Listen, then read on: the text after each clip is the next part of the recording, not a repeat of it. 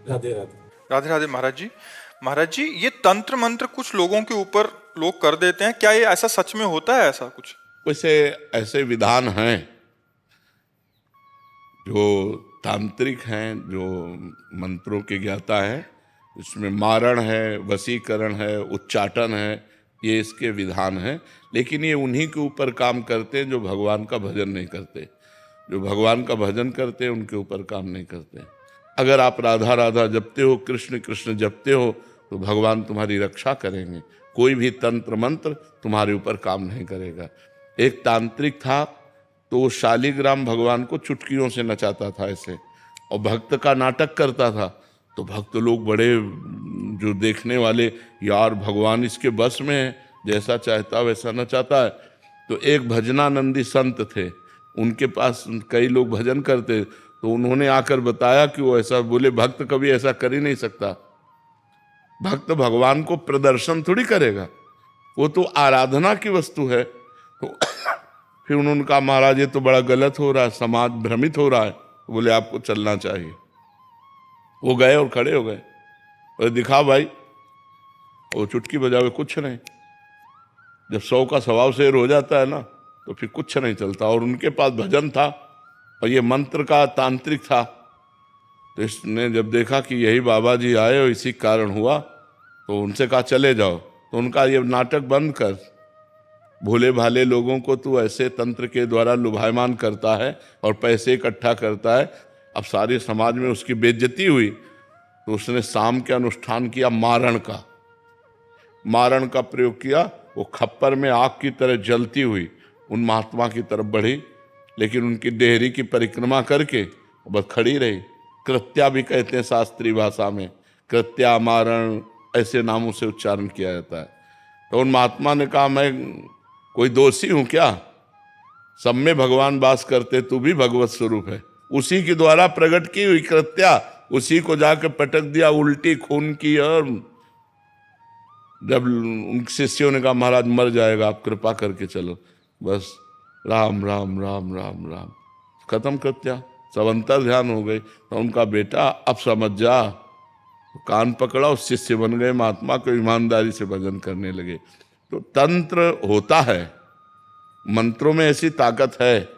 मारण, वशीकरण, उच्चाटन, ये सब हो सकता है, लेकिन ये उन्हीं के ऊपर होता है जो भगवान का नाम जप नहीं करते। अगर नाम जप कर रहे हो तो तुम्हारे ऊपर मारण, वशीकरण, उच्चाटन ये सब कुछ नहीं होगा। भगवान के नाम में अपार सामर्थ्य है। राक्षस लोग बड़े मायावी थे, लेकिन राम राम जपने वाले विभीषण के ऊपर कौन सी माया थी? हनुमान जी के ऊपर कौन सी माया उन्होंने डाल दी? कुछ नहीं कर पाए। सिया जी के ऊपर कौन सी माया डाल दी? जो भगवान में चित्त जोड़े हुए हैं उनके ऊपर माया का कोई प्रभाव नहीं पड़ता है। ये तंत्र मंत्र तो बहुत छोटी सी बात है। एक बड़ा तांत्रिक था, वो सन्यासियों को परेशान करता था। तो धर्म सम्राट करपात्री जी उनके पास गए और कहा, नारायण नारायण नारायण, और कहा जितनी तेरे में ताकत हो अब लगा तंत्र की। चरणों में गिर गया था। बोले आपके ऊपर हमारा तंत्र कोई काम नहीं करेगा। जहाँ नारायण नाम है, राम नाम है, कृष्ण नाम है, राधा नाम है, हरि नाम है, जहाँ पाप करने वाले लोग हैं उन्हीं के ऊपर उनका प्रभाव पड़ता है। ऐसा है कि तुम्हारे ऊपर अगर तंत्र कर दिया जाए तो तुम परेशान हो जाओगे। तुम्हारे ऊपर मारण लगा दिया जाए तो 10 दिन में मर जाओगे। अगर 1 दिन का लगा तो 1 दिन में मर जाओगे, 1 महीने का लगा तो 1 महीने में मर जाओगे। ऐसे हैं, मंत्रों का प्रभाव है, पर वो अच्छे से अनुष्ठान करेगा तब आपके ऊपर प्रभाव पड़ेगा। महाराज जी, जिनके ऊपर ऐसा हो गया है, उनके परिवार वालों को लगता है कि इसके ऊपर हो गया, तो अब वो क्या करें? भगवान का नाम कीर्तन घर में करवावें और भगवान की कथा, भगवान का नाम जप करें, सब ठीक हो जाएगा। को अलग से संकल्प करना पड़ेगा या ऐसे ही हो जाएगा? ऐसे ही शुरू कर दे। ऐसे 1 घंटा नाम कीर्तन करवावे, नाम जप करे, भगवान की कथा, भगवान शालिग्राम विराजमान कर ले। घर में नाम कीर्तन जिसमें होता है, नाम संकीर्तनम यस्य सर्व पाप प्रणाशनम, 1 घंटा नाम कीर्तन करे, कोई भी अमंगल नहीं हो। महाराज जी, अभी एक कोई जने आए थे, वो कह रहे थे कि इन पे ऐसा हो गया, तो हमने यही उपदेश दिया कि नाम, कह रहे कि नाम इनसे होता नहीं है नाम जप, और एक नाम सुनते हैं तो फिर बहुत विकल हो जाते हैं ये।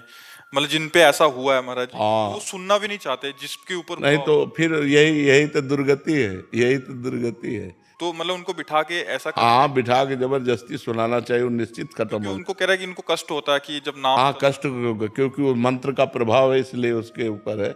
नहीं तो नाम जप से भूत प्रेत उतर जाए, सब सब सब ठीक हो जाए। नाम जप में बड़ी सामर्थ्य है, बड़ी सामर्थ्य है।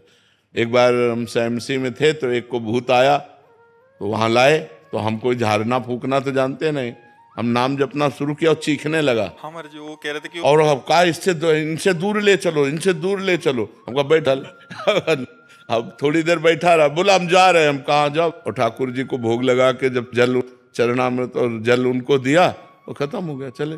और ये अपवित्र आत्माएं होती हैं, अपवित्र जगह प्रवेश करती। पवित्र हम स्मशान में घूमे, कभी हमें भूत प्रेत कहीं कुछ नहीं। गंगा किनारे 20 साल रहे, गंगा किनारे ही रहे, कभी कोई ऐसा नहीं।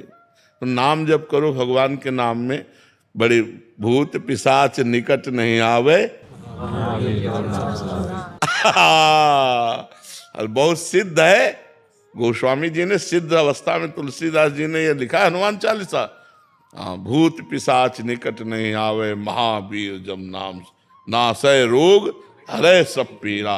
जपत निरंतर हनुमत, हाँ जपत निरंतर हनुमत। हाँ, ये बात समझ लेंगे। महाराज जी, ज्योतिषी में विश्वास करना चाहिए कि? ज्योतिष शास्त्र है। परीक्षित जी जन्म लिए थे तो जन्म से लेकर मृत्यु तक का निकाल दिया था उन्होंने, कि इनको तक्षक सर्प काटेगा, पूरा मृत्यु तक निकाल दिया था। पर ज्योतिष शास्त्र का ज्ञान हो तो ज्योतिष शास्त्र सत्य है, क्योंकि ज्योतिष शास्त्र है, कोई उसमें ऐसा नहीं। पर ज्योतिष शास्त्र का सत्य ज्ञान होना चाहिए। मतलब किसी को गलत उपदेश दे करके और उसको भयावह परिस्थिति में करके अर्थ लेने की वासना ना हो, और ज्योतिष शास्त्र का ज्ञान हो तो सही सटीक जन्म से मरण तक का हिसाब बता देगा। जन्म से मरण तक? हाँ, जन्म तक जिससे मरण तक का हिसाब बता देगा। ज्योतिष शास्त्र सत्य है, इसमें कोई संशय नहीं है। पर ये सिद्ध होना चाहिए, मतलब उसको उसका परिपक्व ज्ञान होना चाहिए। ज्योतिष शास्त्र ऐसे ऐसे विचार करने वाले कि जैसे तुम्हारी भैंस खो गई और वो आपका विचार किए तो आपको बता देंगे कि आपके गांव में दक्षिण कोने में 3 घर के बाद वो बंधी हुई है, तो चले जाओ, उठा खोल लाओ। ऐसा है ज्योतिष ज्ञान। सब मतलब ऐसा नहीं, भगवान ने सब शास्त्रों की रचना की, पर उसका सम्यक ज्ञान होना चाहिए। सम्यक ज्ञान होने से ही उसको जैसे हम किसी शास्त्र के अनुमानता, तुम्हारी जी सिद्धि, जैसे किसी के मन की बात पढ़ लेना, या हाँ, ये भी सिद्धियां हैं, ये भी सिद्धियां, ये स्वतः अंदर आ जाती। हाँ, अगर हम वो मंत्र सिद्ध किए हुए हैं तो आप जो ये, अच्छा आपका ये नाम है, आप अमुक जगह से आ रहे हैं, आप ये सोच कर आ रहे हैं, तो आपके होश उड़ जाएंगे। पर इन सब सिद्धियों को प्राप्त करने वाला भगवान को नहीं प्राप्त कर सकता। इसलिए कभी भगवान को प्राप्त करने वाले में आप कोई सिद्धि नहीं देखेंगे। ये सब शांत एकदम साधारण पुरुष, वो सब रिद्धि सिद्धि पेरे बहुआई, बुद्धि लोभ दिखावे भाई, होए बुद्धि जो परम सयानी, तिंतन चितई न अनहित जानी। वो अनहित कर देंगे, वो भगवत प्राप्ति नहीं होने देंगी। इसीलिए जो सिद्ध संत होते हैं वो भगवान के प्रेम में डूबते हैं, इन सिद्धियों के चक्कर में नहीं पड़ते हैं। ये सिद्धियां तो बहुत छोटे से थोड़े वजन में आ जाती हैं कि आप क्या सोच रहे हैं, आपका क्या नाम है, आप कहाँ से आए हैं, ये बहुत छोटी मोटी बातें हैं, ये कोई बड़ी बात नहीं है। इन सब बातों को तो बहुत क्रॉस करके तब आगे बढ़ा जाता है परमार्थ में। अगर इसको स्वीकार कर ले तो फिर भगवान के दर्शन और भगवान का प्रेम नहीं मिलता। तो ये जीवन भगवान के दर्शन के लिए कि तुम्हारे मन की बात जानने के लिए? अपने मन की बात जान करके तो जिंदगी बर्बाद हो रही है, औरों के मन की बात जान करके इतना बोझा कौन लोग ढोए। महाराज जी, और भी सिद्धियां होती हैं? बहुत सिद्धियां होती हैं। महाराज जी, आपने बताया था कि जल पे चलना। हाँ, जल को स्तंभित करके चलना, पहाड़ में भी प्रवेश कर जाना, एक ही समय में कई जगह उपस्थित हो जाना, एक ही ये बड़ी सिद्धियां हैं। एक ही समय में कई जगह उपस्थित हो जाना, बहुत दूर की बात सुन लेना, तुम्हारे मन की बात जान लेना, कहाँ कौन सा धन गड़ा है, इन सब बातों को जान लेना। तो है तो सब मायाकृत ही, परमात्मा कृत थोड़ी है। ऐसे किया और रुपए के सिक्के चांदी के गिर रहे हैं, ढेर के ढेर, ये सबने देखे सिद्धियां।